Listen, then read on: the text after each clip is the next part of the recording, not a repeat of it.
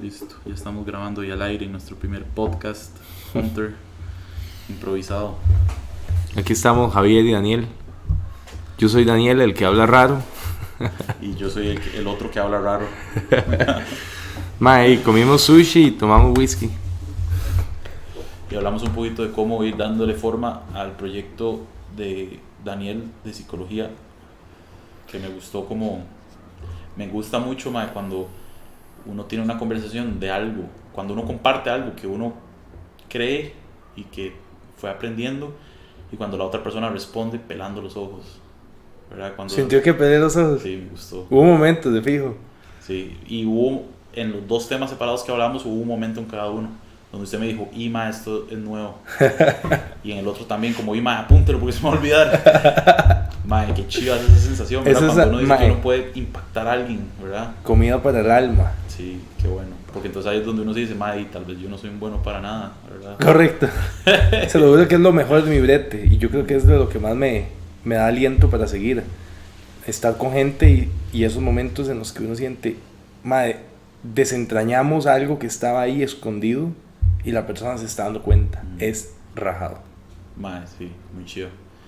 Ya después es...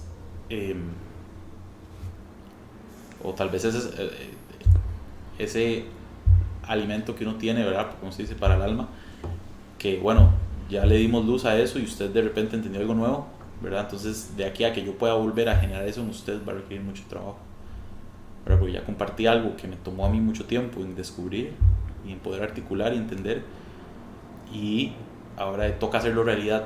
Tal vez el próximo momento donde usted me diga, me pele los ojos, sea cuando, qué sé yo, cuando eso dé frutos, ¿verdad? O cuando tengamos que integrar de nuevo información más avanzada de eso. Entonces es como el siguiente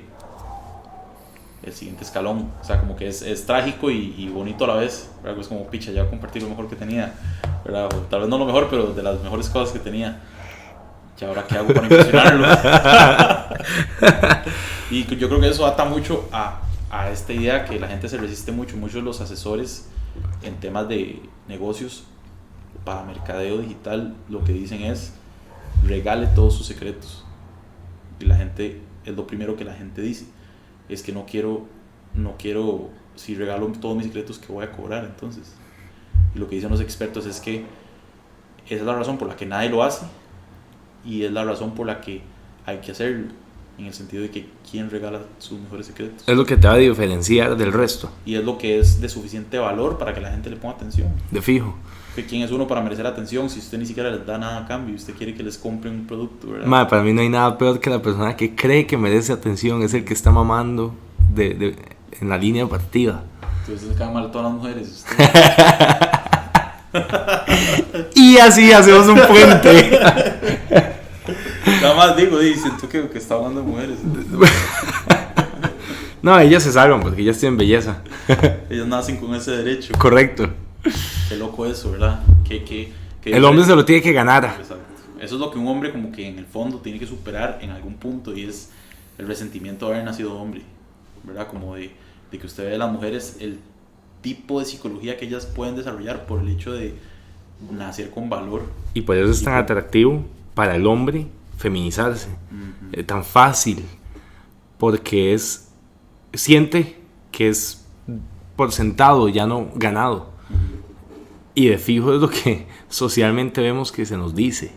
Qué loco, hace poco hablando con una amiga, yo le estaba tratando de explicar ese tema, de que cuesta dejar morir y aplastar esa parte de uno que sigue resentido y que solo quiere ser amado por ser, ¿verdad? Que eso nada quita que uno tenga dignidad como ser humano, pero uno quiere que la sociedad y la gente lo valore y lo ame solo por como uno es, digamos. Pero el hombre no tiene ese privilegio en la sociedad, digamos. Tal vez la mamá lo quiera uno así, ¿verdad? Pero no el resto de la sociedad. Y que realmente uno de los primeros pasos para de verdad poder ganarse ese afecto es, primero que todo, matar a ese niño, digamos, que creció queriendo eso. Y la manera de matar al niño es un destete de la madre. Ya yo te había hablado de esto, pero mae, es romper con ese, vamos a decirlo, vínculo materno que nos hace sentir demasiado únicos y especiales. y vernos como uno más del montón, y ahora sí, cómo me gano mi lugar en la tribu, de fijo, y de eso se trata Hunter un toque. Y de fijo estamos empezando en algo que va a ser bueno y que le va a resonar a demasiada gente, o sea, esa es la intención, que más jóvenes se despierten, Sí.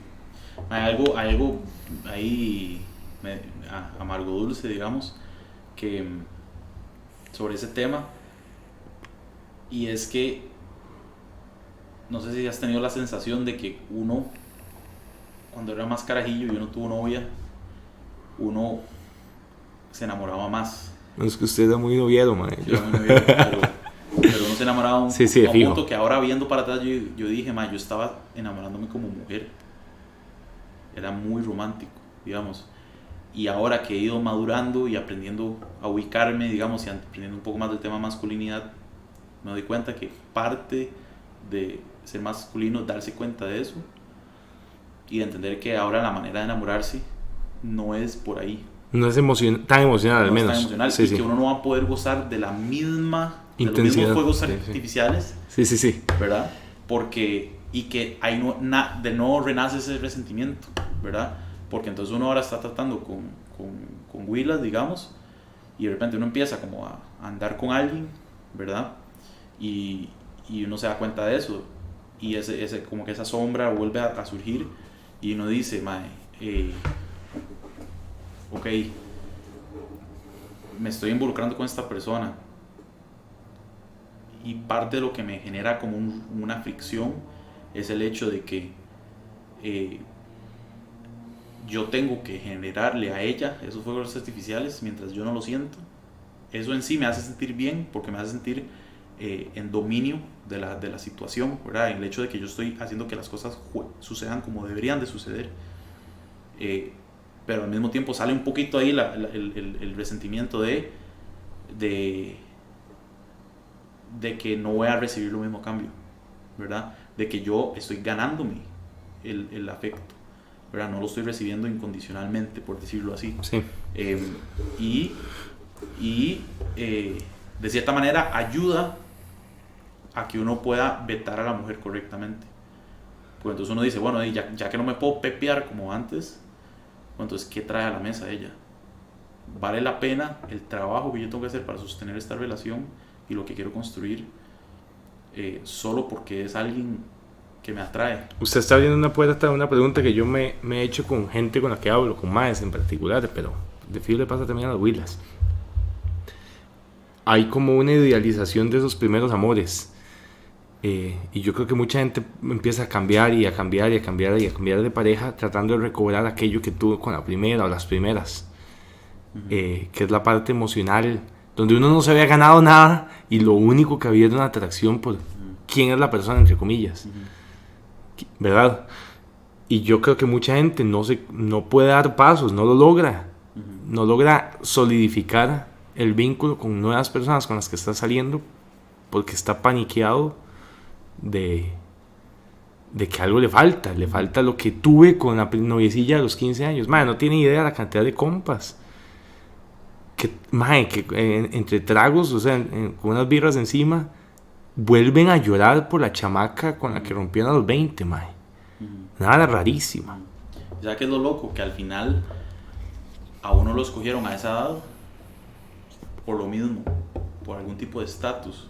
Lo que pasa es que uno había nacido con cierto estatus, uno había tenido ciertas cualidades que ya hacían que esa mujer, digamos que su barómetro. De fijo sí, pero también uno todavía no en el cole uno, el que jugaba fútbol, exacto, ya estaba mejor. Siempre hay un mérito. Sí, hay un mérito. Lo que pasa exacto. es que el hombre no tenía claro que era por eso, no lo sabía, y todavía no era tan competitivo, porque usted tal vez había nacido agraciado, ¿verdad? Tenía facilidad social, y hacía cosas que eran chivas, entonces la mujer, y entonces uno sentía que madre, no hice nada para merecerme esto. Entonces más pasa la vida, más se hace claro eso, sí, digamos, y entonces más crece como esa necesidad de superar ese posible resentimiento que surge, digamos, porque la mujer es mujer desde el día uno, somos los hombres que tenemos como que darnos forma, pero sí, la ignorancia es bliss, ¿verdad? O sea, cuando uno no sabía por qué es que tenía ese premio, digamos, uno todavía tenía el derecho, digamos, de enamorarse como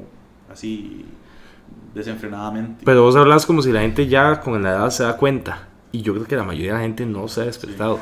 Sí, es el tema de experiencia, la edad no da experiencia, sino las experiencias y el abrir ojos y el interiorizar, integrar. Y los ritos. O sea, en serio, los que se dan cuenta son los que se pegan probablemente un pichazo. Antes de los pichazos usted no se da cuenta de nada. Usted sigue en el supuesto bliss. Pero el tema es que también la edad sí te lo va dando porque la doña te empieza a demandar más. Ahora sí, hágase hombre. Gáneme. Conquísteme. O piérdame rapidísimo. Sí. Sí, eso es la parte bonita de ser hombre y es de saber de que uno tiene la capacidad de afectar. O sea, de que donde hay algo que a uno no le gusta es porque hace falta trabajo. Entonces eso por lo menos democratiza el ganarse las cosas, ¿verdad? No es solo porque yo nací de tal manera y me dieron tales genes y me dieron, ¿verdad?, tales oportunidades, sino es que yo actualicé todo lo que me dieron. Y eso es lo bonito de darse cuenta de todo esto. Apenas uno se abre los ojos, se manda el red pill y empieza a ver todas las verdades. Hay un concepto que llaman black pill, ¿verdad? Que es que apenas uno le dan el red pill, uno la agarra en contra del mundo, porque uno dice, madre, ya veo la verdad y no me gusta, porque vea la cuesta que tengo que subir eternamente, ¿verdad? Red pill viene de la película de Matrix, ¿verdad? Correcto. La decisión entre permanecer dormido o despertar, ¿verdad? Que es la píldora roja, la sí. roja o la azul, de mandarse la roja, entonces uno abre los ojos, después de eso uno puede ser Black Pill, como uno de los personajes de hecho de Matrix, que de cierta manera como que la agarra en contra, se me olvidó el nombre. Sí, infórmeme, geek. Digamos, es uno de los pequeños villanos, digamos, de la primera película, okay. Que es parte del crew de los maes que están despiertos y que está haciendo un trato por debajo de la mesa con uno de los agentes de la sí, con Anderson. Con Anderson, exacto. Y el mae se me olvidó el nombre del mae, pero sí, fijo. Sí, el mae lo que le dice es, mae, yo quiero volver a estar dormido y gozar de tales cosas, ¿verdad? Yo no quiero estar despierto, devuélveme a la Matrix y yo la entrego a toda esta gente. Entonces vende a los seres libres, los vende a la Matrix, los entrega a cambio de eso, ¿verdad? El traidor. Es un traidor, es un Judas. Y el mae obviamente fracasa en todo el hecho, pierde su vida y todo, pero es como, yo siento que es natural entrar al Red Pill, después del Red Pill es muy natural entrar al Black Pill, en el sentido de que uno tiene que lidiar e integrar toda la realidad, entonces uno se va a enojar, uno se molesta por cómo son las cosas y porque uno también echa luz a muchas cosas del pasado y abre los ojos primera vez y le da vergüenza haber sido tan insuficiente y tan ignorante en muchos casos donde usted normalmente enfrente de mujeres que estaban completamente conscientes, tal vez no conscientes racionalmente, pero sí conscientes por naturaleza, donde uno no tuvo la capacidad para, y que si hubiera tenido ese entendimiento hubiera salido todo muy a favor suyo. Totalmente. Entonces lo natural sería, o lo que uno buscaría ahí es que cuando usted sea Black Pill, digamos, usted pueda integrarlo y volver al Red Pill, digamos, para poder solo estar en contacto con la realidad sin resentimientos. Pero lo que le pasó a este personaje de la película es que fue consumido por el Black Pill y entonces se quiere devolver a la mentira. De fijo, en mi caso es loco porque también ese Black Pill se puede dar a través de las interacciones sociales, o sea, de celos. Y creo que el personaje le pasa, la envidia. Correcto. Que da más, porque en Matrix uno ve la vida de los libres y más es gris, es dura. No es sexy. No es sexy, no tiene flair. No, ahora que decir lo de los celos, él se expresa sus celos porque Trinity, que es la mujer, digamos, se enamora de Neo. Claro. Y no de él, ¿verdad? Y él le cuestiona por qué con él y le enoja. Qué rajado. Celos. Mae, pero yo como un mae que he tratado últimamente de hacer la vara bien, mae, ¿verdad? Me casé y estoy comprometido con mi esposa y toda la vara. No hay una escasez de días en los que uno dice, mae, la otra vara se ve más sencilla, más graciosa, más divertida. Y mae, hay días en que ese pensamiento se puede filtrar y toca la puerta, pero mae, ahí es donde no volverse un traidor y ser fiel.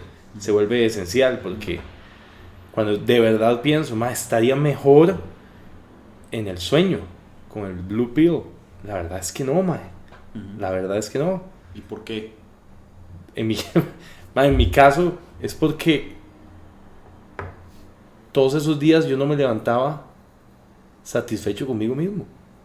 Por ejemplo, el otro día, el domingo, estaba en misa y el sacerdote habló una vara de qué ven ustedes cuando se ven al espejo. Ma, la respuesta que doy ahora es totalmente diferente de la que no me atreví a dar cuando estaba tratando de ganarme mi nombre a través de la opinión de los demás o de lo que la sociedad valoriza.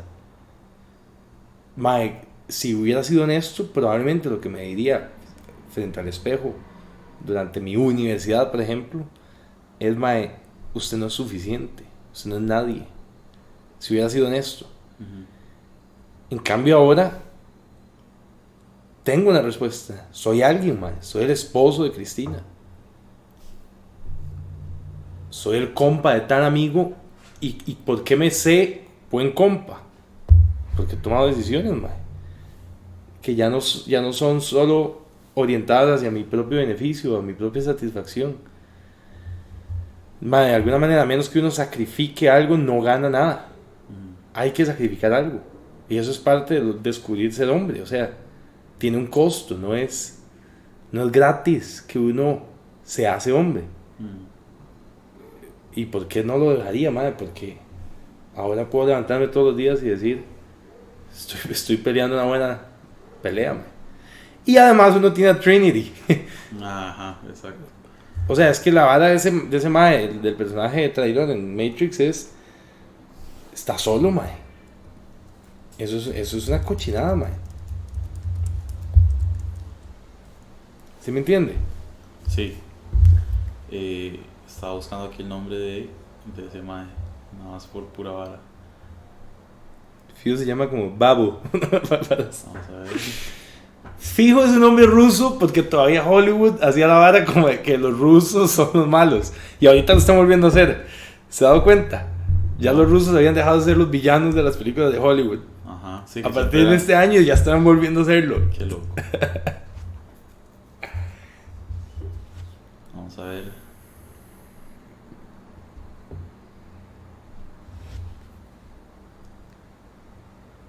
No me salió así nomás. Bueno, ahora lo busco bien para tenerlo para la próxima. Yo lo busco. Cypher se llama. Traidor que se encuentra en la tripulación también. Cypher se llama. Nada que ver con ruso. Sí. Pero sí. Entiendo eso que usted dice de que hay. A ver si le entiendo. Es que ahora hay puntos fuera de usted que validan o que construyen una identidad. No, pero también hay internos. ¿A qué se refiere? Autogestados. Pero usted ahora mencionó básicamente se ve como el esposo de Cristina y sí, como sí, amigo de tal persona. Sí, entonces, sí. Hábleme del interno.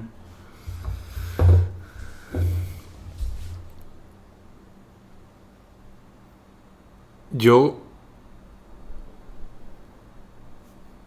pucha, no sé si sigue siendo externo, la verdad. Dígame usted. La idea de que soy imitador de grandes héroes que tengo. Mi papá, por ejemplo. Poder imitarlo. Y es loco porque de chamaco yo decía: ay, man, yo no quiero familia. Qué pereza esa vara. Hijos, chamacos, yo pensaba así. Toda una vida de trabajo. Ajá, de hecho por mucho tiempo evité esa vara. Sigue siendo autogestado el del otro, pero ya no es mi papá el que me lo ha hecho, me lo ha reflejado. Viene de adentro. Yo ahora sí puedo dormir diciendo: man, mi tata está orgulloso de mí. No sé si me explico. Pero es algo interno. Y no es porque lo imité exactamente al pie de la letra, porque pensamos bien diferente un montón de cosas. Pero yo podría estar de acuerdo con que es interno, porque no hubo un cambio externo, en el sentido de esto, de que de repente tenés esposa y tenés responsabilidad y de que si no le correspondes de cierta manera, eso tiene consecuencias y demás, versus un proceso interno donde vos te realizás, sí, a la vista de alguien más, pero no es como que tu papá te lo está diciendo, simplemente que vos sabes Exacto. que a ojos de él sos un mejor hombre. Y si lo quieres, aplica lo mismo para mi esposa. Yo me sé mejor hombre porque estoy con ella, la cuido, la protejo, le proveo, la amo, me dedico, la complazco. O sea, eso hace algo en uno. Es por quién soy yo, no solo por por cómo ella me ve. ¿Sí me va a entender? Entonces se podría decir tal vez que siempre va a haber un reflejo interno-externo.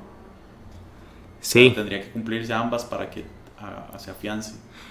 Pero mae, de fijo, pero esto es de todos los días, porque hay demasiados más que se casan. Exacto. Y piensan lo mismo, ¿y cuánto dura? Esto se renueva hasta que usted se muera. Entonces podría decir que el que casa y falla, por decirlo así, no logró integrar, tal vez o no logró asimilar ese reflejo interno de la identidad adquirida externa. De fijo. ¿Verdad? Donde está bien, adquiero esta nueva identidad ante la sociedad y ante mi esposa, pero internamente no pude hacerle frente y responder con lo mismo. Realizar internamente. ¿Y usted quién? Exacto. ¿Y usted quién diría que es peor?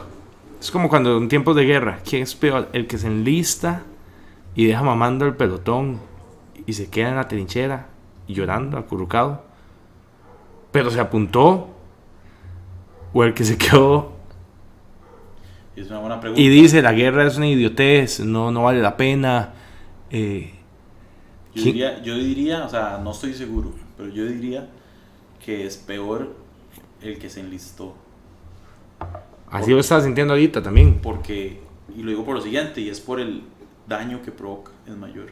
Me fío. Porque ya se contaba con él. Exacto, ya se contaba con que él cumpliera un rol y no lo cumple. Sí, es como cuando usted pasa por ahí por Jacob y ve esos hoteles que no se terminaron. Y es una mierda porque dañaron todo el paisaje. Exacto. Mejor no hubiera habido nada. Exacto. Yo diría que es más dañino ese, digamos, para los demás. Y al final él también se traicionó. Digamos, él se enlistó y internamente él se traicionó. Entonces le queda mal a los demás y se queda mal a sí mismo.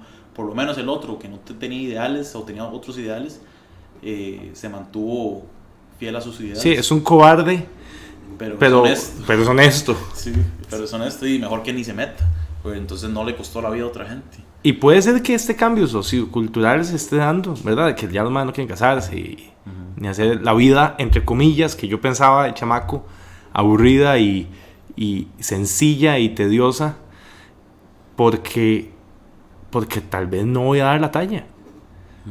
Y en ese sentido no me molestaría tanto. De hecho, exaltaría el matrimonio, porque quien sí se meta en la vara ya no va a ser porque es lo que todos los más hacen, sino porque tengo que escogerlo. De hecho, yo creo que la crisis de lo que estamos viviendo viene de generaciones atrás. Eso me acuerda a una historia vacilona de mis papás. Tienen un grupo de amigos muy bonito de toda la vida, que fueron amigos porque las esposas del grupo estaban unas en el mismo colegio y terminaron formando un equipo de voleibol que siguió jugando voleibol hasta digamos que categoría Masters, o sea, de gente vieja ya. Entonces de vez en cuando hacíamos los grupos de familia, hacíamos paseos a la montaña, a la playa, así. Y hace unos 8 años, 10 años, ya hace un rato, yo era adulto joven, que tenía unos 20. Estábamos en una de esas reuniones en la montaña y teníamos muchos años de no reunirnos y así. Y entonces como que ya es diferente, todos los niños somos grandes, pero se notaba el cambio generacional donde nadie estaba casado, digamos, de todos los chamacos, o se casó uno, de 20, 30 chamacos, ¿verdad? Y entonces los adultos hicieron algo vacilón, empezaron todos estaban afuera, digamos, y empezaron a pasar uno a uno a interrogarlo y hacerle preguntas, ¿verdad? Y a preguntarle en qué estaba y toda la cosa, ¿verdad? Pero como una dinámica vacilona. Todo era un vacilón, pero en serio también. Y casualmente yo ya estaba ahí afuera, entonces yo me quedé escuchando todas las conversaciones, ¿verdad? Y me acuerdo que uno de los principales temas es que había uno de los señores que siempre les decía, ¿y por qué no te has casado? ¿Verdad? ¿Por qué no casarse? ¿Por qué no están tus planes casarte y tener hijos? Porque él decía, ¿verdad? Ese es el motor de la vida. El momento en que yo empecé a tener hijos, yo me hice imparable, ¿verdad? De hecho, fue una de las primeras veces que escuché eso verbalizado y me impactó mucho, pero fue vacilo en todo el ejercicio. Entonces él decía muy a la antigua, digamos, ¿verdad? Casi tenga hijos, que eso es lo que le va a dar alimento a usted, ¿verdad? Eso es lo que le va a dar a usted la gasolina que necesita para ser imparable y para no parar, ¿verdad? Y por otro lado, de hecho, me acuerdo de mi papá, que en ese momento no lo entendí tan bien. No estuve, no estaba opuesto yo a la postura de él, pero no la entendía. Ahora la entiendo mejor y creo que es esto que estamos comentando. Y él decía, si ellos no están listos para casarse, que no se casen, ¿verdad? No me acuerdo exactamente de qué más explicación daba, pero eso fue lo que se quedó conmigo. Él tenía otra postura, él decía, si no están listos, que no se casen, ¿verdad? Y yo creo que es esto de lo que estamos hablando, de que es peor alguien que desiste después de haberse apuntado, que alguien que está de cierta manera esperando a prepararse, que igual dicen que uno nunca va a estar preparado, ¿verdad? Pero sí hay cierta sabiduría en eso, Sí, en es el loco. sentido de que vos vas a engendrar una familia que tal vez no vas a corresponder y eso va a generar un montón de problemas. De hecho, mi tata piensa igual que el tuyo, pero desde otro contexto. Una vez estábamos hablando, mi tata es católico, ya aquí ya me comuniqué como un católico. Pero ya he dicho que fue a misa. Sí, por lo mismo. Estábamos, pero hace años, puede ser 10, 15 años, hablando de cuando un man embaraza a una doña. Y cómo era convencional de que entonces, si eso pasaba, ahora sí, tienes que tirar anillo. Y aún en ese contexto, mi tata, siendo un católico bien formado, decía, no necesariamente. Obviamente ya no están viendo un ideal para el chamaco. Claro, ya hubo una transgresión. De fijo, correcto. Pero decía exactamente eso, no necesariamente. Y mi tata sí es un man muy plantado de que lo primero es la esposa y después el chamaco. Algo que, de nuevo, nadie lo ve como sentido común ahora. Porque lo que se está comunicando ahí es por el chamaco, que tiene su nobleza. Pero no está bien formado. Pero correcto, o sea, el mae no está listo. Sí hay maes que en esa experiencia se han logrado desarrollar y se vuelven imparables. Pero más y más se va ve. A ser la mínima porción Sí, de gente. correcto. Sí, va a ser probablemente la gente que igual en adversidad surge y hay gente que en adversidad colapsa. Ojo, lo que sí ya tiene que asumir es ser papá. Exacto. A eso no le va a poder huir aunque decida jalar. Exacto. Ahí va a estar tocando Exacto. las fibras toda la vida. Y uno lo oye, además es que 30 años después, 10 años después, 3 años después quieren volver y decir, ya quiero asumir mi rol de papá. Y a veces es muy tarde porque la doña obviamente está enojada, resentida. Pero no es sinónimo de matrimonio. Pero sí, lo bueno es que nosotros los maes no tenemos un reloj biológico que nos dice sí, tan fuerte. Tiene que hacerlo ya. Sí, ahí es donde la vida es sabia, o Dios es sabio, en el sentido de que hay un balance en todo.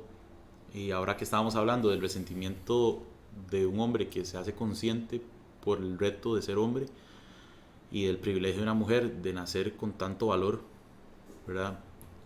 Y que es como una ecuación invertida que se neutraliza, ¿verdad? Y es que la mujer va a ir perdiendo ese valor que fue dado con el tiempo, en un sentido de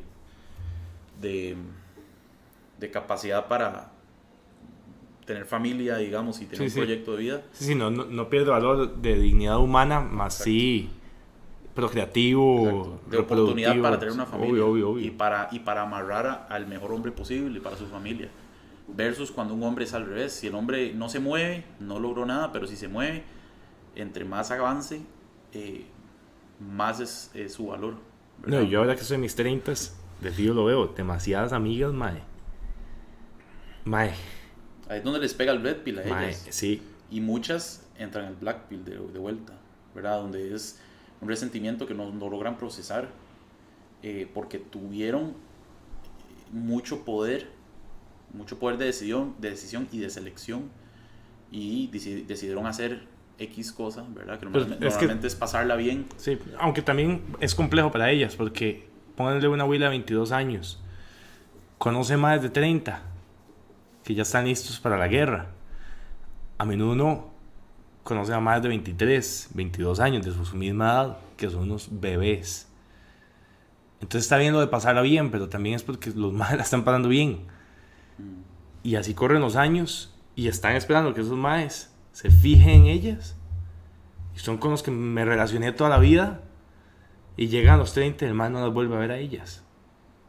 Vuelve a ver a la chamaca que conoció 5, 6, 7 años menor. Sí, pero yo ahí sí difiero en un punto en donde muchos de los maes a los 20, 22, 24 siempre quisieron y optaron por tener algo de verdad. ¿Usted cree? Sí. Todo el mundo quiere pasarla bien, pero realmente los que se salen con la suya pasándola bien es un grupo pequeño de hombres. Yo diría que la gran mayoría tiene ese ímpetu natural por ser monógamo, digamos, por más que le llame la atención más mujeres, especialmente porque estamos muy feminizados y tendemos como a enamorarnos en esa época como una mujer, fervientemente de una mujer nada más. Y lo que siento que pasa ahí es que, bueno, número uno, el hombre no tiene la capacidad para retener como el deseo y la atención de una mujer porque no está ubicado, todavía no sabe cómo defenderse en todas las amenazas que hay en una relación, externas e internas. Y número dos, porque en medio de esa habilidad de ese hombre ahí medio prematuro, se presentan ante la mujer tentaciones que para ella es muy fácil tomar, digamos. Deme un ejemplo. Básicamente una interacción entre hombre y mujer donde se enamoran, pero la mujer no logra, digamos, como mantenerse dentro de la fidelidad porque tiene demasiada atención masculina, ¿verdad? Y más bien prefiere jugar con esa atención de otros hombres que sacrificarla a cambio de creer en el potencial de ese hombre, que esa es como la fórmula, siento yo, de lo que se hizo por mucho tiempo, reciente tal vez, en el que para que una mujer y un hombre de la misma edad se junten y tengan éxito, es porque la mujer apostó por el potencial del hombre, porque el hombre todavía no es nadie, a cambio de que cuando ese hombre sea valioso, él sacrifique su poder de ese momento a cambio del sacrificio que hizo la mujer anteriormente. Está interesante, ¿verdad? Y lo loco y lo que todavía no entiendo es que eso probablemente sea un modelo muy reciente, porque antes la fórmula era que un hombre hecho se casaba con una mujer previo a que entrara en sus mejores años. Sí, sí. Y por ende, como la realidad es como pendular, siento lo que está volviendo a pasar. De acuerdo con lo último que dijiste, 100%. Y es porque después de la revolución industrial vino la etapa de la adolescencia, se definió, ya un niño no se hacía hombre, ¿verdad? Y ya no era funcional, sino que son estas largos procesos académicos en los que usted se codea con gente del mismo grupo etario, la misma edad, ¿ok? Entonces, de acuerdo con eso. Pero creo que usted le está dando más valor a los maes de lo que yo les doy. ¿En qué sentido? Porque vos crees que los maes sí quieren la estabilidad y la monogamia como naturalmente. Yo diría que una mayoría de hombres quieren eso. Y yo creo que lo estás diciendo porque en parte vos lo querías y en retrospectiva lo analizás y decís, mae, yo quería eso. Sí. Pero en mi caso no es así, mae. Pero yo digo, tal vez voy a aclarar este punto, y es que yo creo que la mayoría de los hombres quieren eso, aunque igual le atraigan muchas mujeres, porque no tienen el acceso a las mujeres. O sea, la cantidad de hombres que pueden atraer la atención de muchas mujeres no es tanta en proporción a la población. Entonces, no, sí estoy de acuerdo con eso. Naturalmente un hombre recibe la atención de una mujer y la valora. Voy a hablar de mí. Efectivamente, yo tal vez no entré en relaciones monogámicas duraderas o estables. En parte porque yo decía, mae, ¿qué tengo que ofrecer? No soy nadie. Y quizás el anhelo estaba ahí. Pero sí te puedo decir que ya en la, digamos, en lo embarrialado de la vida real, mae, yo no tenía a una doña que me encantaba. Mae, yo sí tenía a este cañazo que yo alimentaba y alimentaba y alimentaba para ver, para eventualmente a una de ellas llegarle. Y de hecho me salió el tiro por la culata, porque obviamente fui mala gente. Obviamente. De alguna manera uno genera expectativas y uno no va a poder cumplir con eso es inevitable también. Pero lo que voy es, y creo que es el reclamo de la mayoría de las mujeres, porque los madres no se comprometen con nada. Y yo creo que es que crecieron de los 18, póngale que ya pueden, hablemos de mayores de edad, de 18 hasta sus 30, esperando a que el mae haga algo y al final el mae no cumple. O sea, aquí sigo responsabilizando al mae. Yo sé lo que estás diciendo, pero yo sí, en mi vida sí puedo decir, mae, por una vara de que no estaba listo y no tenía cómo estarlo, generé expectativas que desilusionaron, hicieron perder el tiempo a las mujeres. Sí, no, yo estoy de acuerdo con que hay dos vías en el tema. Porque también, ¿por qué es que una mujer va a apostar en el potencial de un hombre? Correcto. Yo estoy de acuerdo, es muy riesgoso, porque puede que ese hombre no se convierta en nada, o puede que simplemente cambie de opinión, o puede ser que el hombre, que pasa mucho a veces, la historia donde se casan jóvenes no es nadie el hombre de repente se hace muy exitoso y cuando está en su plenitud, en los 40, digamos, completamente encima del mundo, y la mujer ya le pasaron sus mejores años, el hombre se va con alguien menor, hay un divorcio, y eso es una historia que se repite, digamos, en la gente exitosa. Entonces las mujeres ven eso y que no son tontas, obviamente, y eso alimenta su criterio, ¿verdad? Entonces, de fijo. Nuevamente, es más fácil quedarse dormido y seguir disfrutando de lo fácil y conveniente que tomar el riesgo de apostar por el potencial de un hombre. Por eso es que yo digo que naturalmente el péndulo está girando de nuevo hacia que la mejor apuesta es que una mujer vaya por un hombre hecho y un hombre por una mujer con todos sus años por delante todavía. Y veremos a una generación de mujeres sacrificada. Sí, ese es nuestras amigas. Y ya no nos podemos, o sea, ya eso es algo que sucedió. Sí. Y no nos vamos a poder quitar de encima. Y es un problema heredado. Sí, eso empezó mucho antes de que naciéramos. El péndulo ya estaba moviéndose. El tema es cuál es la mejor postura moviéndose hacia adelante, ¿verdad? Porque el hombre también tiene una parte de heroísmo, digamos, que quiere cumplir a lo que le llaman, que tiene muchas facetas, ¿verdad? Que puede canalizarse correctamente o incorrectamente, y una de esas versiones incorrectas le llaman el White Knight, digamos, en todo este ecosistema del manosphere que llaman. El White Knight es esa respuesta del hombre que nace en reacción a querer proteger a la mujer o salvar a la mujer solo porque es mujer, que es al final insuficiencia disfrazada, ¿verdad? Porque no está bien canalizada, en el sentido de que uno podría empatizar con una mujer de más de 30, ¿verdad? Que es una buena mujer, que nada más no ha logrado consolidar su proyecto familiar, y decir, ok, yo asumo este proyecto, ¿verdad? Sabiendo toda la información que hemos dicho, sabiendo que tal vez no sea la mejor opción para el hombre, que le costó llegar a ese punto y que esa mujer ya dejó atrás, digamos, como sus mejores años para tener una familia, y que él diga, por ese heroísmo un poco neope,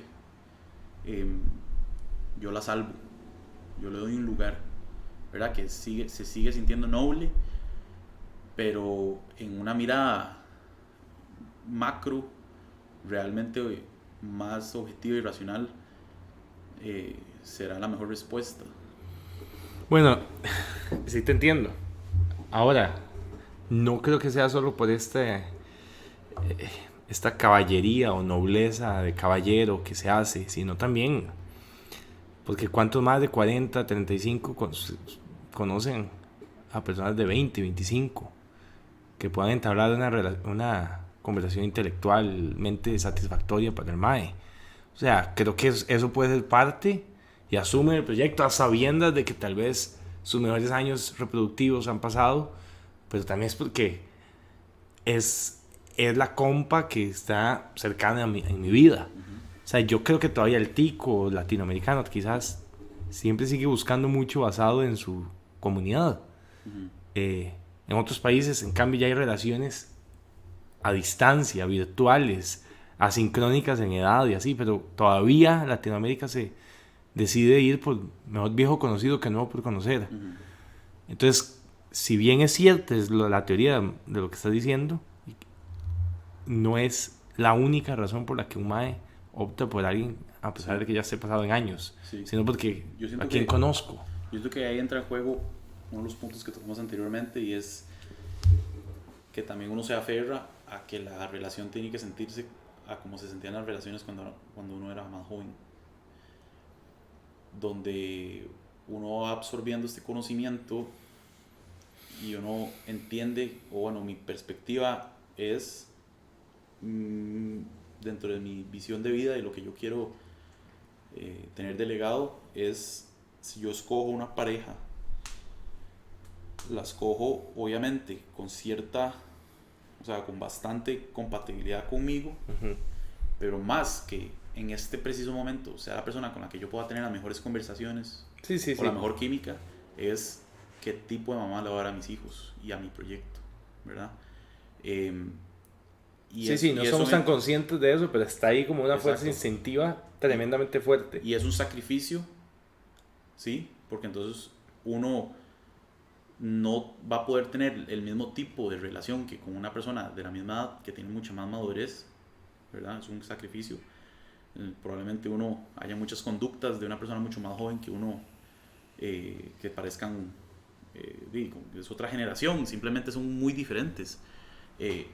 Pero es uno de esos sacrificios que siento que a como uno se encarga de que la mujer ojalá sienta fuegos artificiales mientras uno está ahí muy tranquilo, ¿verdad? Sí. Y uno disfruta el hecho que ella disfruta, pero no lo disfruta como ella. Es algo similar, siento yo, que no es tal vez para todos, ¿verdad? En el sentido de que esto es un espectro, ¿verdad? Y hay gente que tal vez no va a querer profundizar tanto en el entendimiento de todo lo que hace, y tal vez entonces no llegue a valorar ese sacrificio lo suficiente para asumirlo. De acuerdo, solo que soy un romántico yo, supongo, o muy feminizado, usted me dirá, pero a nivel macro estoy totalmente de acuerdo, 200% de acuerdo con vos. Pero sí creo que llega, y más un latino, o sea, de nuevo repito, llega la idea de, pero es que fulanita es demasiado especial para mí. Incluso puede ser un tema de, no quiero que sea otro el que se la lleve. Sí. Ella tiene valor para mí, aunque no tenga un valor a nivel macro. Pasa demasiado, man. Yo empatizo mucho en eso. Y uno empatiza de experiencia personal. Sí. Yo creo que la mejor bendición que uno le puede pasar es no ser correspondido en esa instancia. Porque de lo contrario uno se ajupa. Porque uno es un ser humano. Yo creo que es lo mejor que uno le podría pasar, aunque suene como una tragedia romántica. Y la mayor bendición sería no ser correspondido, porque entonces, listo, no hay opción. Pero entonces dígame algo, ¿cuáles son los criterios para elegir pareja? Porque usted está planteando que la mayor bendición es no ser correspondido, implicando... En ese caso. Correcto, casi que implicando que en ese caso hay algo que no era un buen criterio. ¿Qué? ¿La edad? No, la edad es solo un número. O sea, al final Bueno, no dicta la totalidad de que la relación pueda haber dado buenos frutos. Ajá. Pero siendo muy racional y jugando estadísticamente con las probabilidades, uno puede empezar a ver criterios para formar el modelo de quién sí puede entrar en correspondencia conmigo, que igual en la práctica se puede traducir en algo distinto, pero por lo menos uno tenía un parámetro. Sí, no, y estoy de acuerdo. Cuando la gente está pepiada de alguien, mete en su criterio de elección las características de la persona en la que está pepiada. Exacto, No ignora las, todos los defectos. Ajá, ignora los defectos y no está siendo objetivo. Exacto. Definitivamente, estoy totalmente de acuerdo. Pero eso es lo que termina pasando casi siempre. Es un ideal, es algo que vos promoverías en la sociedad de no, racionalice mejor esta elección. Sí, yo optaría por promover la racionalización porque el romanticismo está. Yo estoy Lo de más acuerdo, raro es la pero racionalización. yo estoy de acuerdo, pero la gente no se apuntaría a la guerra si no hay algo de romanticismo. Correcto. No, exacto. Hay que exaltar lo que se está protegiendo y lo que hay que ir a luchar. Sí. Ahí es donde tal vez ya no hablo de experiencia, sino que hablo de visualización, y es donde uno tal vez pueda entonces transformar el sentimiento en obrar por amor, en que si el proyecto que usted quiere armar familiar es una responsabilidad y un trabajo y no solo un sentimiento, ¿verdad? Porque entonces tal vez al inicio entonces sea una decisión muy racional, pero entendiendo todo eso, usted entonces empieza a obrar para que a través de su intención y su atención y dedicación Qué bueno, man. a ese proyecto, entonces usted se invierta tanto que entonces empiece a sprout, empiece a florecer algo más.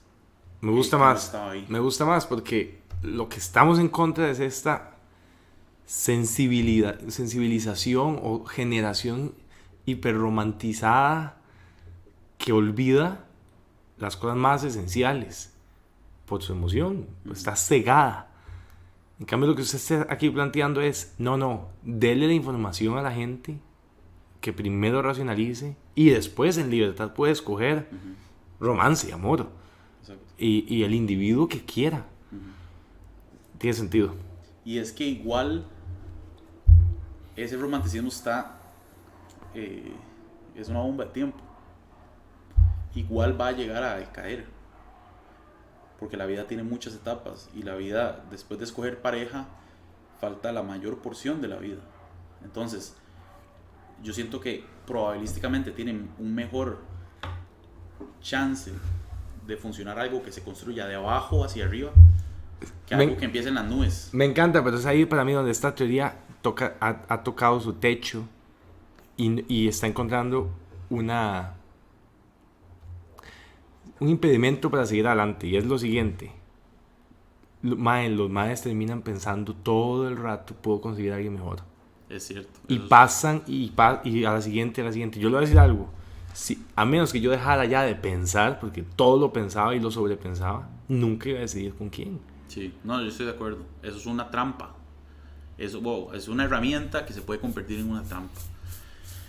Que también, irónicamente, puede ser contrarrestada con raciocinio. O sea, usted puede ponerse límites. Fue exactamente lo que hice. ¿Qué no es negociable para mí que la persona tenga? Esto y esto. ¿Qué es importante que la persona tenga? Le dije, esto y esto. ¿Qué me gustaría que tuviera? Este montón de cosas. Pero esas de qué me gustaría, podía no tenerlas.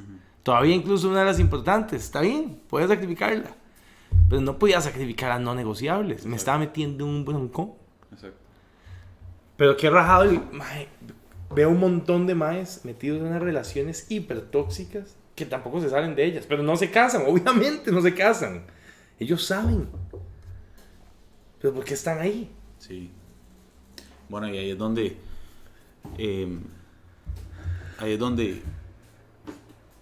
entra en juego mucho el tema de otras pasiones.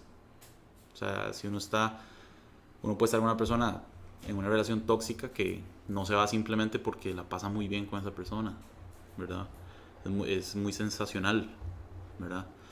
Me ha pasado estar en relaciones donde era muy pasional, donde todo era muy divertido, digamos, conectábamos de cierta manera real, pero había mucho daño, digamos, de cosas que realmente estaban en lo no negociable.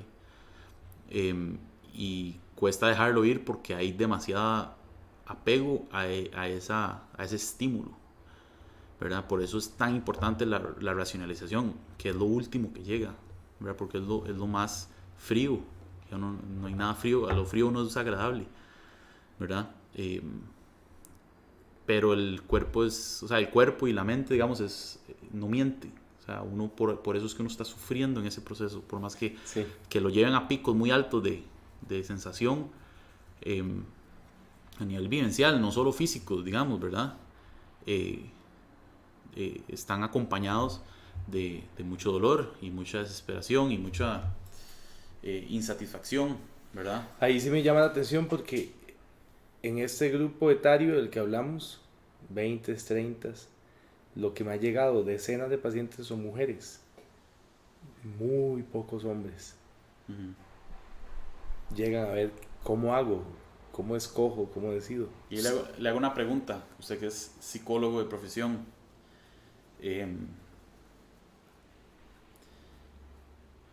Hace poco he escuchado la opinión de personas, de hombres más que todo, que obviamente no estoy de acuerdo, o no en su totalidad, pero en parte siento que hablan algo real, y es que hablan de la terapia como algo que sirve a las mujeres,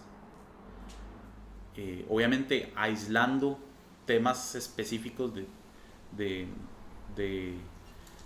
casos que obviamente necesitan atención profesional, ¿verdad? Como de la persona promedio que vive esta crisis existencial moderna, ¿verdad? Que universal, exacto, que hablan más de que eso es un tema, que la terapia es más una ayuda para mujer que para hombre, puesto que el hombre debe dedicarse a construirse y la mujer no tiene tanto ese llamado. En tu pregunta está la clave.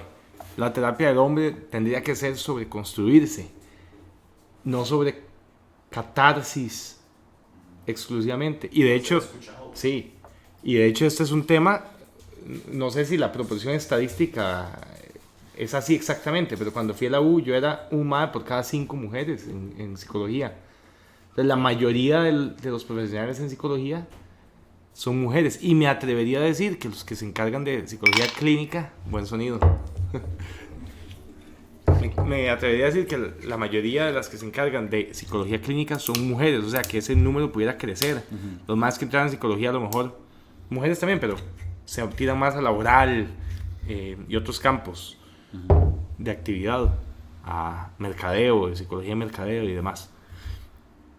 Entonces todavía más mujeres. Entonces la manera en la que se proyecta a la sociedad la terapia es un safe space, 4 paredes donde puedes llegar a encontrarte, no a construirte, no a desarrollarte. Pero parte de lo que estoy procurando desarrollar yo, por ejemplo, es pullar, que la terapia no sea venga y lo atajo, venga y escuche lo que usted quiere, desahógese y escuche lo que usted quiere escuchar. Si el principio de la terapia es hay algo mal con usted, y hay algo mal con todos. Es loco, hay algo mal con el propio terapeuta que te está viendo, pero llega el proceso para construirse o trazar un camino de construcción al menos. Los más que han llegado descubren eso, pero creo que se necesita más, y una terapeuta mujer lo puede hacer, pero no es lo que la academia nos enseña. De hecho, yo creo que el auge de los coaches de vida, que no soy tan fan, pero tampoco los denigro ni nada, o sea, tienen un rol importante, pero sí he podido ver a más maes respondiendo a eso que a los procesos de terapia. ¿Y por qué será? Tal vez porque el coach te traza mucho más metas y resultados, correcto. Y entonces creo que ahí hay una tarea para los psicólogos y psicólogas de ver cómo atender esa necesidad. Correcto. Porque entonces, volvemos al mismo. Tiene razón la gente con la que hablas. Yo necesito construir. Pero todos necesitamos mentores y todos necesitamos modelos. Y es ahí donde la terapia puede ser importante, en especial por la falta de modelos y de ritos de pasaje a la adultez, a la madurez, a la integralidad de lo que significa ser hombre de verdad. No de acuerdo a estándares machistas, sino a estándares arquetípicos, heroicos, que la sociedad clama por esto. De hecho, todo el feminismo surge para sanear masculinidades perdidas. Yo no le llamo tóxicas, nada más perdidas. Ausentes. Correcto, pero ahí ese río se volvió una cascada que ahora ahoga a todo hombre. Y necesitamos lidiar con eso. Y deja solas a las mujeres. Y deja solas a las huilas. Qué rajado. Maje, es fuertísimo. Entonces necesitamos volver a canalizar ese río y construir juntos. Y tiene que ser juntos. No hay otra opción. Nunca la ha habido y no la habrá. Uno sobre el otro no funca la vara. No funciona. Sí. Y eso me lleva a una pregunta, que es si uno ve esta conversación en todo lado, digamos, sobre el modelo occidental, como está, ¿verdad? Que de hecho el feminismo al que nos referimos es en Occidente, en países que permean mucho con esto, y en otras latitudes, digamos, donde se mantienen modelos que los feministas dirían que son machistas, que en algunos casos lo son, digamos, no padecen de las consecuencias que nosotros vamos a tener que lidiar dentro de las próximas décadas a partir de ya, y es cómo hace uno para continuar una cultura sin hijos, ¿verdad? Donde estamos reproduciéndonos por abajo de la tasa de reposición natal, y es simplemente una realidad matemática de que no vamos a ser suficientes, ¿verdad? Si seguimos por esta vía. Y un montón de viejitos, ¿verdad? Exacto. Y de hecho tuve una conversación con una muy buena amiga que es muy inteligente, pero que siento que está muy en el black pill, porque su respuesta a todo esto es: ¿y qué importa? Que desaparezca nuestra cultura entonces. Y entonces ahí es donde yo le respondía: entonces me estás diciendo que tienen razón las otras culturas si te dejas vencer, ¿verdad? Las críticas de machistas tienen más de 5. ¿Y qué te dijo? No hay respuesta a eso. ¿Qué hace nihilism ahí sin qué sentido? Qué fuerte. Fuertísimo, porque entonces yo le digo, bueno, yo no estoy diciendo que ellos tienen razón, porque yo le digo, porque ellos están con índices de reproducción muchísimo más altos que los nuestros, están apoderándose de Europa, están haciendo un montón de cosas por pura nada más propagación de su especie, digamos. Y cómo es que nosotros no vamos a tener, ¿verdad? Entonces ella me dice, entonces ¿qué? Si ellos tienen razón. Y yo dije, no, yo creo en el modelo occidental, yo creo en la libertad individual. Por eso es que esta conversación tiene que suceder y tenemos que darnos cuenta que algo estamos haciendo mal, y el resultado de hacerlo bien tiene que ser que nuestros índices de reproducción natal suban. Esa es la única, y es la única métrica al final real, porque no va a haber nadie para que cuente nuestra historia, la van a escribir ellos. Sí, es loco porque la posibilidad del feminismo se gesta porque Occidente le da derechos al individuo. Exacto. Y eso es muy bonito. Las bases sobre las que estamos fundamentados son bases donde la dignidad de todas las personas es validada, y en cuestión de 100 años eso creció y creció y creció. Yo no soy un analista de la historia, yo no sé mucho, pero así a grosso modo y muy sencillo, yo la manera en la que lo veo es posterior a los 50, donde el modelo familiar, nuclear, papá, mamá, 3 hijos, ¿verdad?, está en su auge, y ya la mujer iba a entrar al mercado laboral y demás, tuvo un efecto psicológicamente curioso, porque entonces las falencias del modelo en los hombres, en esa masculinidad perdida, la mujer, en vez de usar el poder logrado y adquirido para decir vengan hombres y asuman su rol, el fenómeno lo que hizo fue al revés, fue ahora yo puedo, las mujeres, yo puedo acceder a lo que usted está haciendo mal, abandonando mi rol. Y entonces ahora tenemos a los dos perdidos. Sí. Mientras que esas otras culturas que van a predominar, en mi opinión, quizás tienen falencias, y estaría de acuerdo con tu amiga y con vos, en que las masculinidades están perdidas. Pero al menos, las mujeres siguen abrazando y comprendiendo su rol. Sí.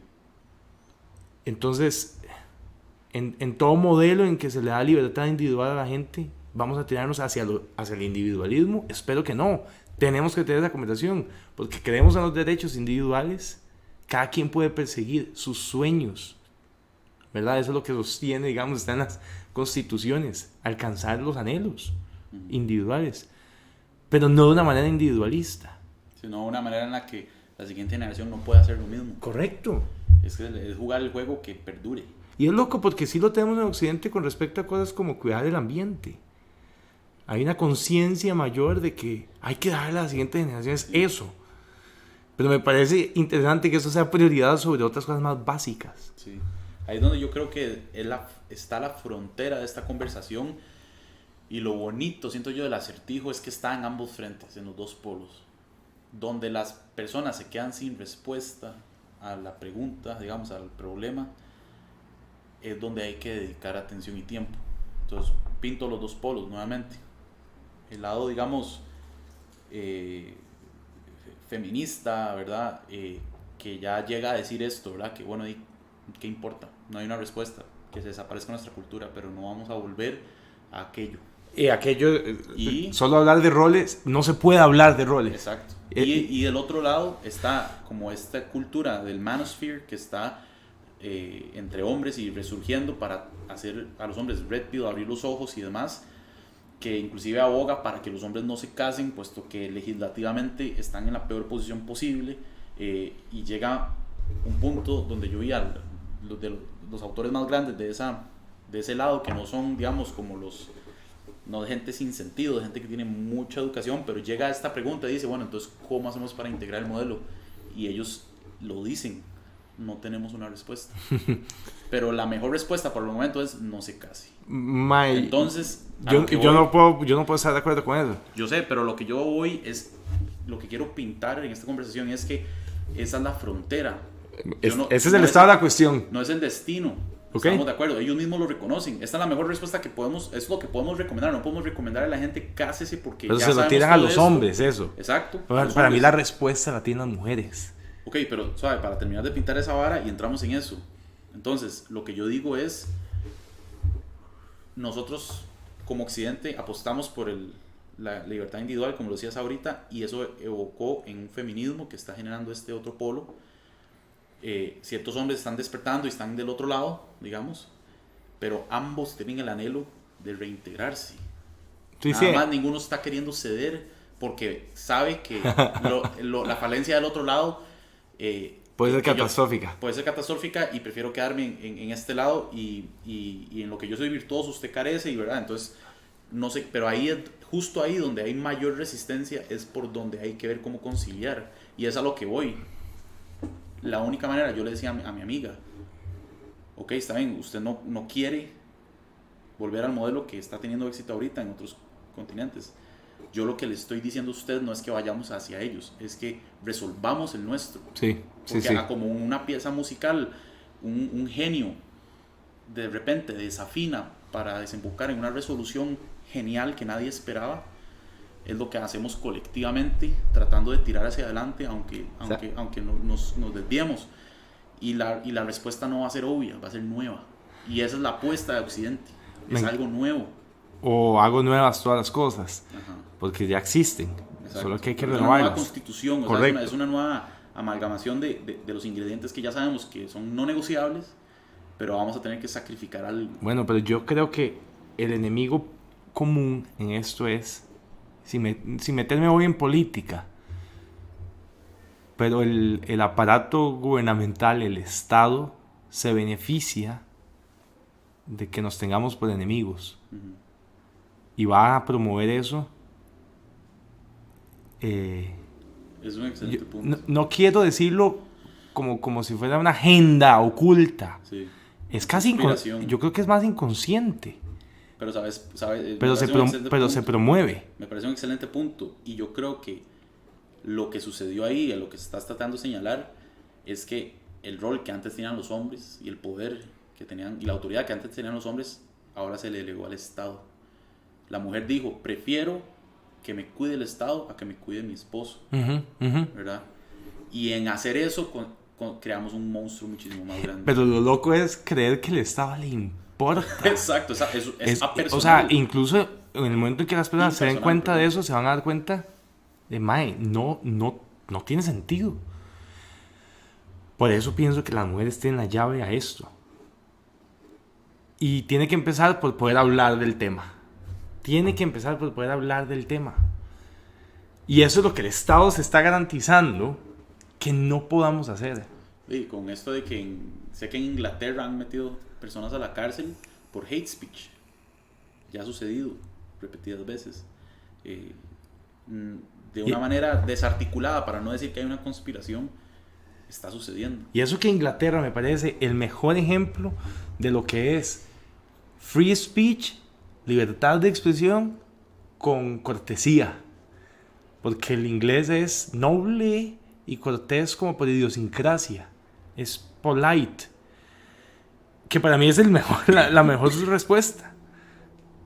Mientras que uno ve en Estados Unidos y es gallinas cacareando en todo lado y quien grita más fuerte. Pero aún así, y ese es el tema, fuerzas inconscientes, colectivas, se están encargando de que no podamos tener una conversación. Y hay que tenerla. Y la llave la tienen las mujeres, porque yo creo, y esto podría sonar parcial, pero yo creo que hay más madres dispuestos a hablar que mujeres. Las más atacadas, las más inflamadas y atacadas ideológicamente, son las mujeres. Y no sin razón. Tienen su justificación.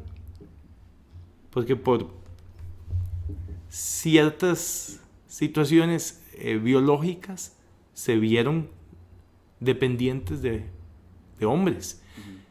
Que cuando el hombre es bueno es fenomenal y hace una mujer plena y feliz. Pero si el hombre es malo, si el hombre fue a la guerra sin quererlo, si se mintió a sí mismo, y de ahí que por eso esos madres dicen no se casen. Pero yo aquí vengo a decir cásense. Sí, yo creo que yo estaría a dar una respuesta hasta que encontremos la respuesta correcta, porque la ecuación está desbalanceada y sigue estando desbalanceada. Volviendo al caso de esto de cómo el Estado ha asumido el rol del esposo y de proteger a la mujer, y es donde la mujer sabe que en una corte, ¿verdad? En un juicio, digamos, de disputa de bienes y de custodia de hijos, está privilegiada, ¿verdad? Pero eso no viene de la nada. No, correcto. Pero el Estado actual, y esa es una de las principales razones detrás de por qué este grupo de hombres no recomienda casarse, es específicamente por eso, porque usted puede tener un entendimiento con la persona y confiar en esa persona, pero el marco judicial es un enemigo de la institución matrimonial. Bueno, hay una necesidad para parejas que están teniendo bronca de ir a terapia, y no ir a terapia con el PANI, porque es parte del sistema. Sí. Sin ofender a mis colegas. Sino ir a alguien que cree en que lo mejor para la pareja, aún en casos donde no pueden permanecer juntos, es el diálogo y la comunicación y la construcción, porque la verdad es que un divorcio con hijos, por ejemplo, y con bienes compartidos, usted nunca deja de estar ligado a la otra persona. Nunca. Entonces necesita trabajar con la otra persona, aun si van a romper el vínculo civil. Y lo loco es eso, es que esta nueva figura del divorcio crea toda una industria que por que por sí misma quiere sobrevivir y busca alimentarse. Desde los abogados, Sí. de todo. Los psicólogos ¿verdad? también, claro. Y deja a la familia como totalidad más pobre que antes, ¿verdad? Menos fuerte en general. No solo se encarga de que se rompa el nexo familiar, sino que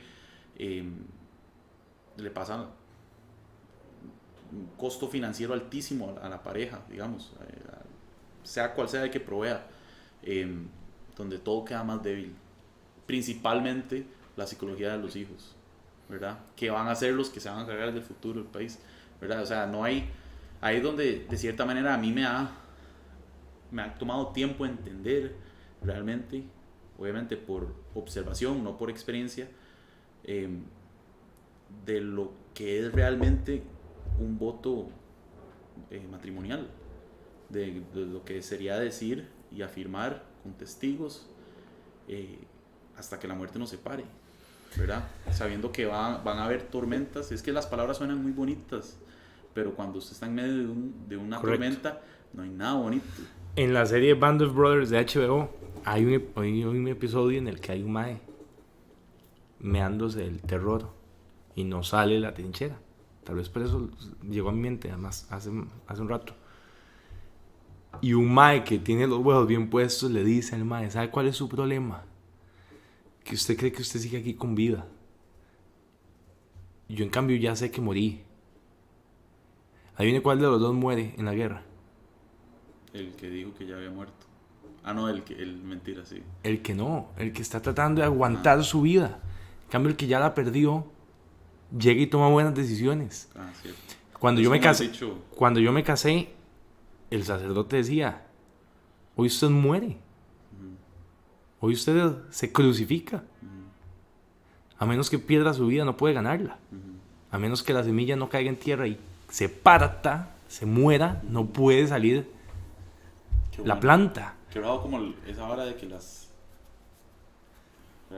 que las ideas van aflorando de diferentes maneras. Eso me acordó demasiado a la frase que creo que, ¿verdad?, por cultura popular, no sé si realmente es de ahí, pero por cultura popular se le adjudica a los samuráis, ¿verdad? Que ellos a diario lo que como su filosofía de vida era despertarse y decir: hoy es un buen día para morir. Qué bueno, mae.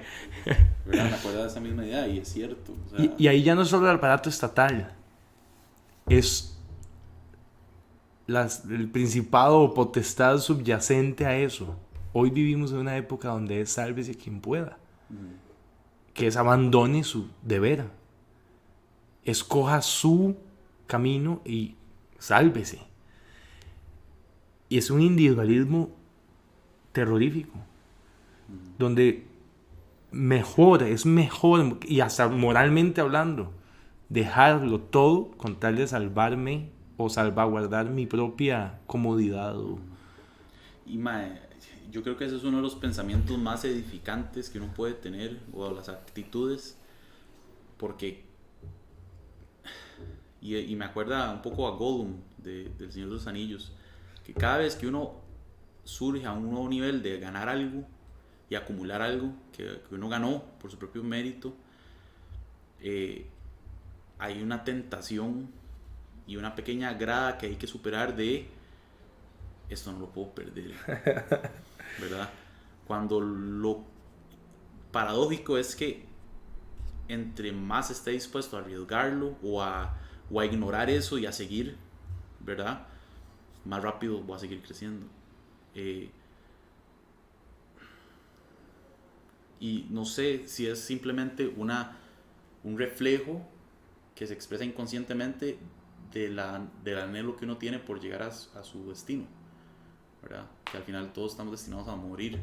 Claro que es por eso, ¿verdad? Que uno quiere que, bueno, todo este esfuerzo es porque tiene que llegar a un punto donde cabe, pero tal vez la visión moderna es tan cortoplacista que uno quiere morir en vida en vez de darlo todo hasta que lo llamen a uno, ¿verdad?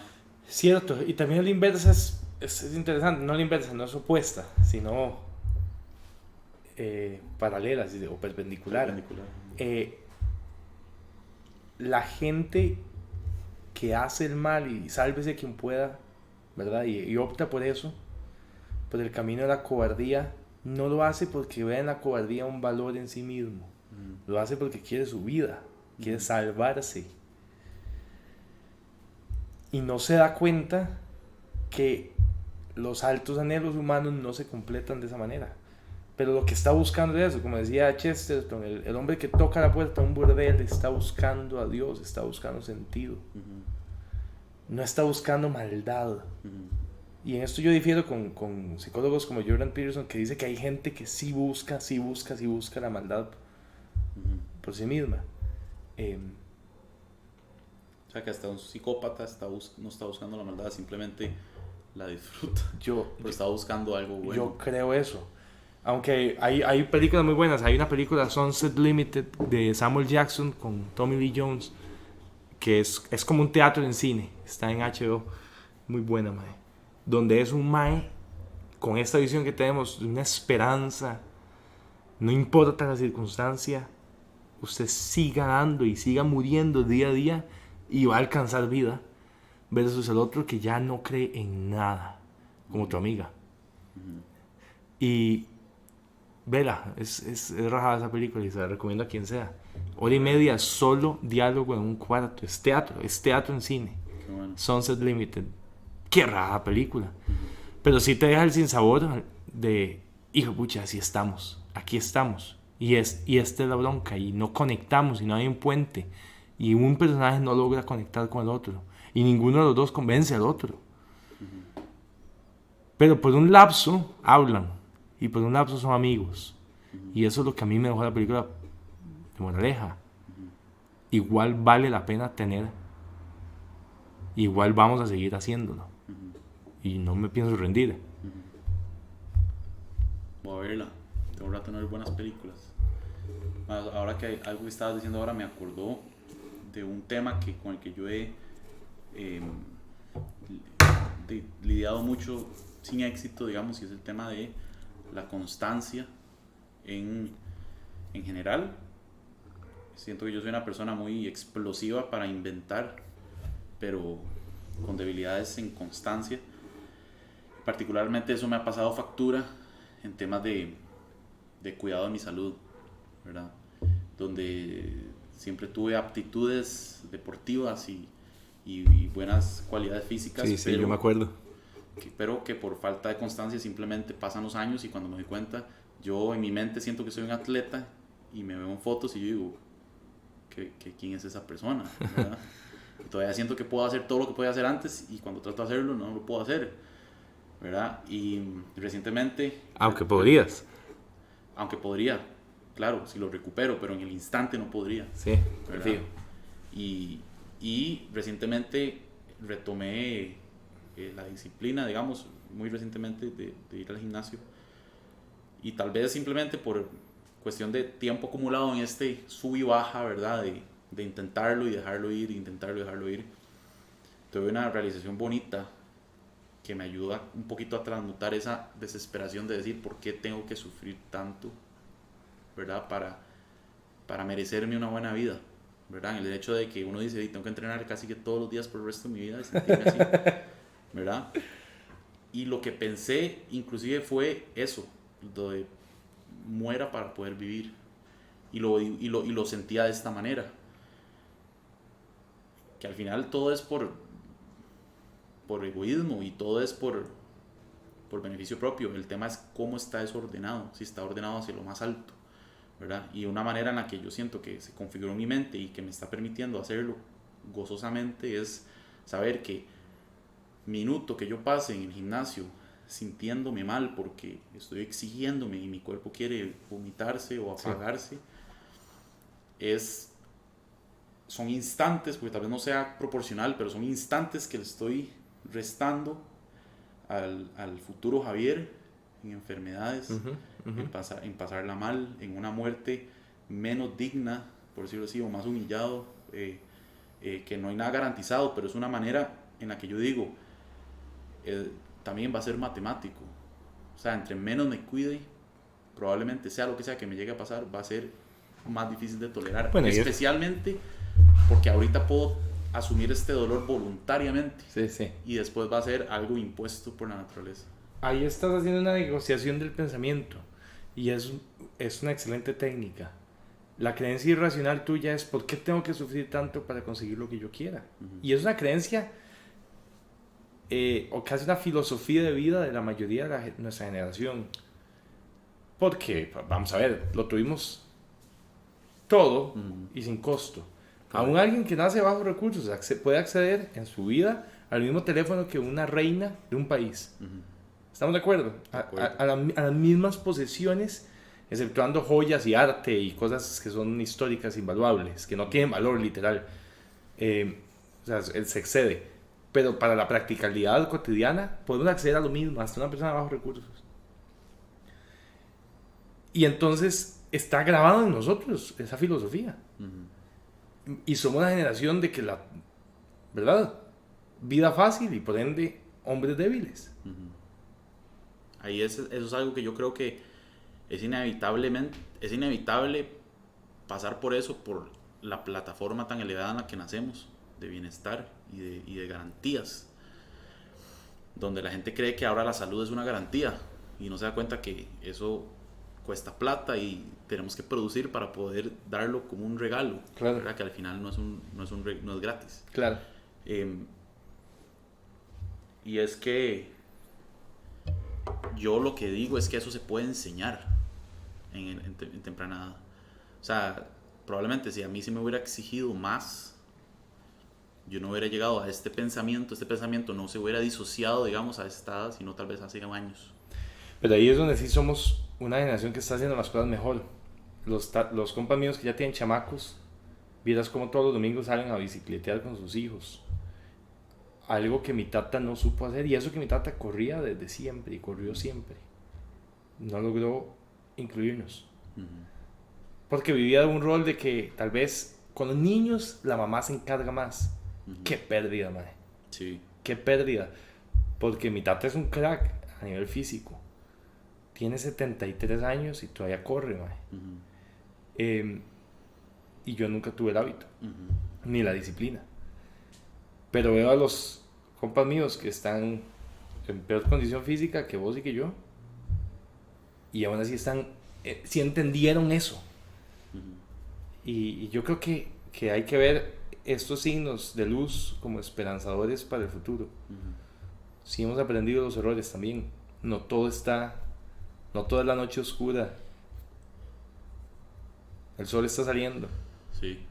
Y eso es, o sea, los problemas que uno está resolviendo ahorita van a ser cosas que uno se encargue de heredar, ¿verdad? Uno no va a dejar que algo que le costó tanto tiempo asimilar pase desapercibido para la siguiente generación. Esperaríamos, si no perdemos la fe, la esperanza.